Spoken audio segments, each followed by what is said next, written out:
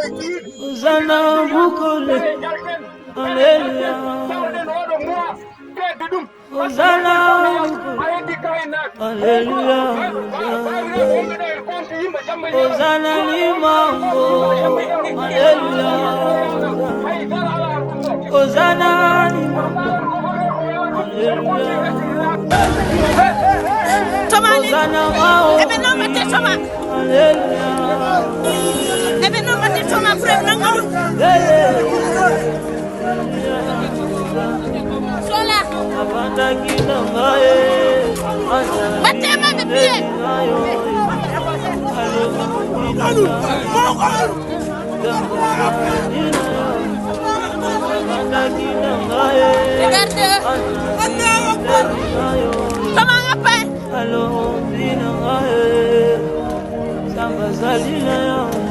Regardez, on est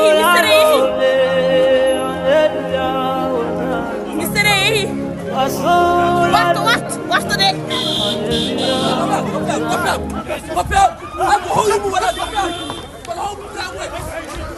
Njeslare nogas e jeetati lewru novembre nyalawma tawti bandum njeslare nogas e jeetati lewru jolal hitande ujune ɗiɗi e nogas e nayyi duuɓi capanɗe tati e nayyi ko oɗo musiba waɗi e nder leydam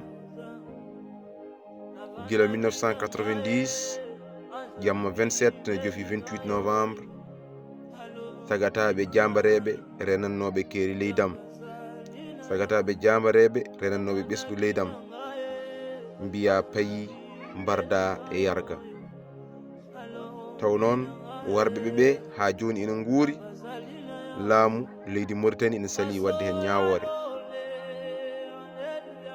saabiɓe cali wadde hen ñawore noon sabu hande ko ɓuri hewde e dosɗe tumateɗe walla e yoga e yimɓe tumetenoɓe ko kañumen mbari nan e laamu ngu kuufidede mumen ene piiji ene jala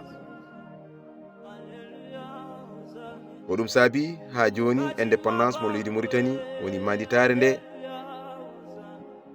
kala ɓiɗɗo Mauritanie naajo gonɗo haqiqa ɓiɗɗo Mauritanie naajo sali wadde ñalawma weltare ndeɗo manditare saabi ɗum ko ɓiɓɓe Mauritanie naɓe mbara ko ɓiɓɓe Mauritanie naɓe lebta ɓiɓɓe Mauritanie naɓe koyna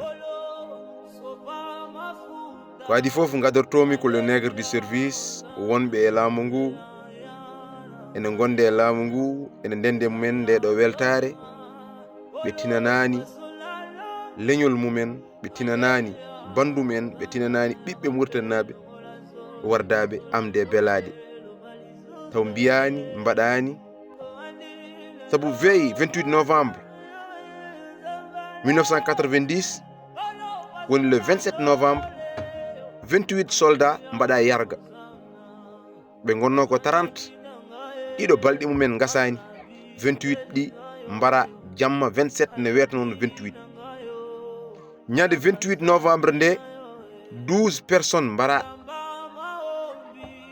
kamɓe warɓe ɓe mbi ko weltare mabɓe e fête d'indépendance leydi Mauritanie fof so rendi wona 40 personnes ene ɓuri ɗon kono ko ɗum ɗo woni ko waɗi e ɗiɗo ñalɗi ɗiɗi wargo ngo fuɗɗima gila avant le 27 kono nden ko goto waretano kadi yettanoki ñalawma jeytare o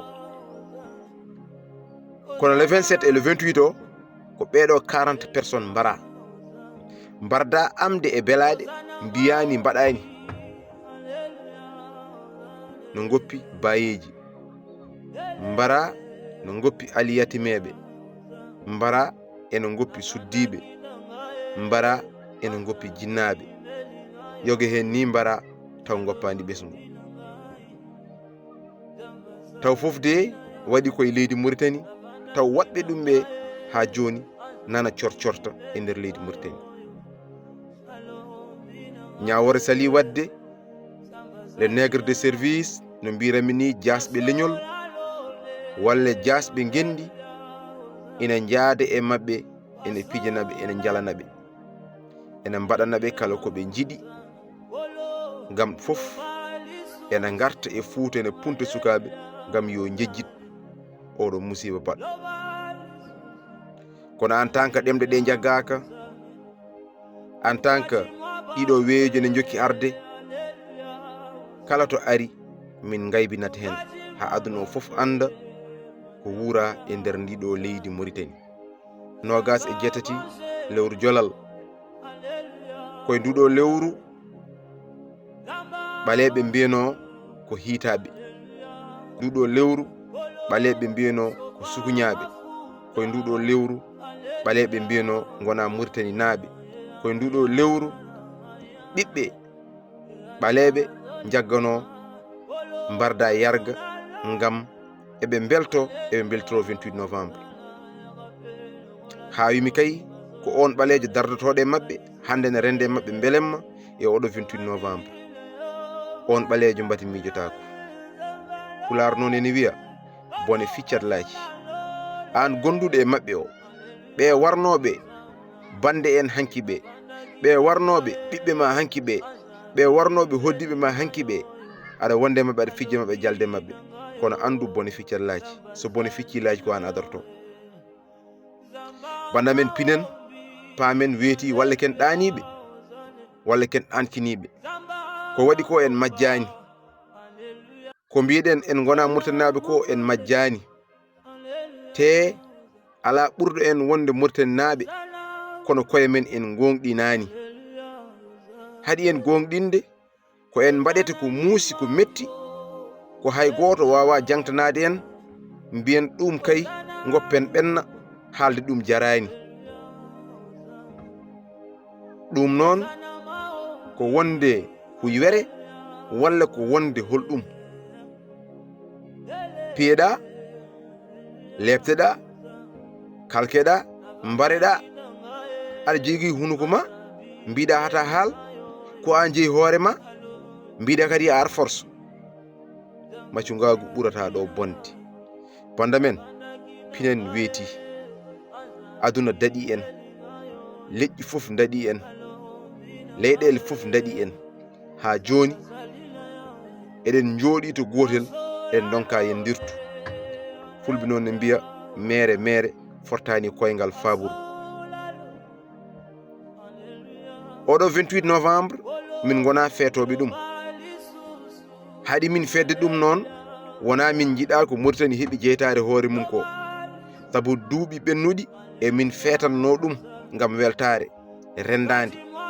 kono noon gila 90 ha ñalawma hande o min gonta feedde oɗo 28 novembre, saabu 28 novembre ko nden hitande minen ɓesgu amen usta, koye nden hitande bandiraɓe amen mbara, koye nden hitande leñol amen usta, koye nden hitande jambareɓe gendi mbara, mbarda amde belade, mbarda ngam asakal.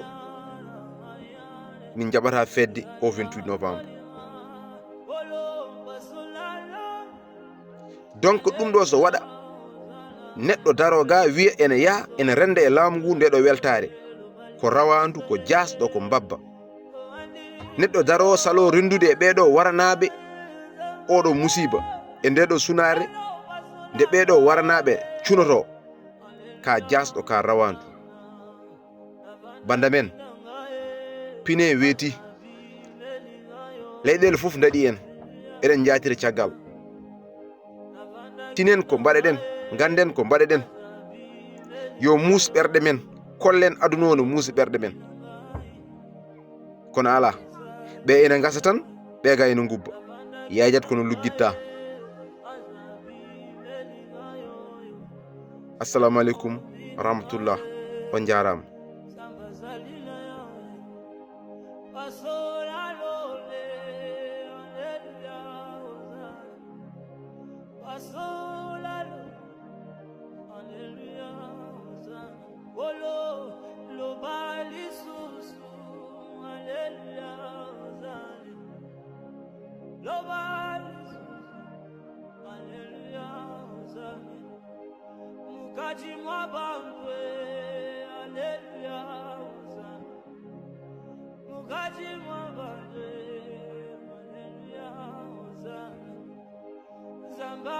Ould Maguette est l'un des responsables de la mort de plusieurs Afro-Mauritaniens entre 1989 et 1990, ainsi que de la pendaison de 28 soldats noirs le 28 novembre 1990, un acte macabre pour célébrer l'indépendance de la Mauritanie.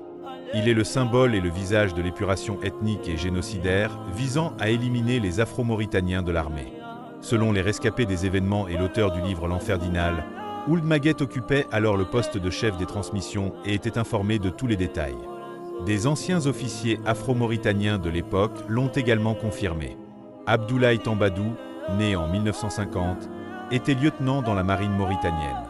Le 19 novembre 1990, il fut arrêté à la base navale de Nouadhibou, puis transféré à la garnison d'Inal, où il subit des actes de torture.